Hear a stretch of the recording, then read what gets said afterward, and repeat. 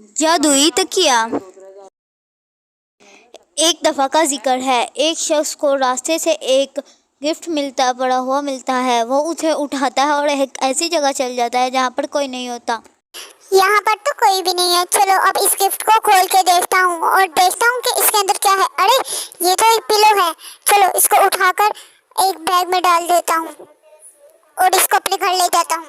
अरे पिए इस बैग में क्या है? इसमें एक सलाना है, मैं तुम्हें खोल के दिखाता हूँ, ठीक है? ये देखो, ये है वो पिलो। हा, तुमने मुझे आजाद करवा दिया। बताओ तुम्हें क्या चाहिए, मैं तुम्हारी 3 ख्वाहिशात पूरी करूंगा। क्या सच में तुम मेरी ख्वाहिशात पूरी कर सकते हो? तो मुझे कुछ खाने को दो। ये लो, मैं तुम्हारे लिए कुछ खाने को दिया है और इसे खाओ। तुम्हारी 3 ख्वाहिशात में से एक ख्वाहिश पूरी हो चुकी। अरे वाह, तुमने तो ये मुझे सच में दे दिया। अब हम तुमसे 2 ख्वाहिशात और मांगेंगे। अरे सच में, इसने तो मेरी ख्वाहिश पूरी कर दी। अब मेरी बारी है।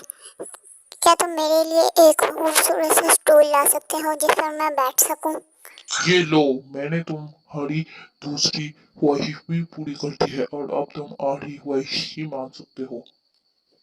अब हम अपनी आखिरी ख्वाहिश को सोच समझ के करेंगे। मैं अपनी आखिरी ख्वाहिश कुछ देर बाद मांगना चाहता हूँ। क्या तुम इसमें हामी भरते हो? हाँ ठीक है, लेकिन थोड़ी देर बाद।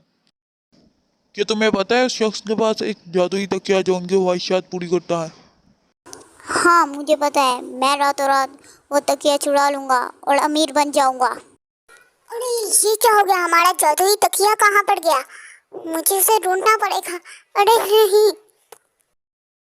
कोई बात नहीं, जो चोरी करता है उसे गुनाह भी होता है और क़यामत वाले दिन उसे सजा भी मिलेगी। आप ठीक कह रहे हैं भैया।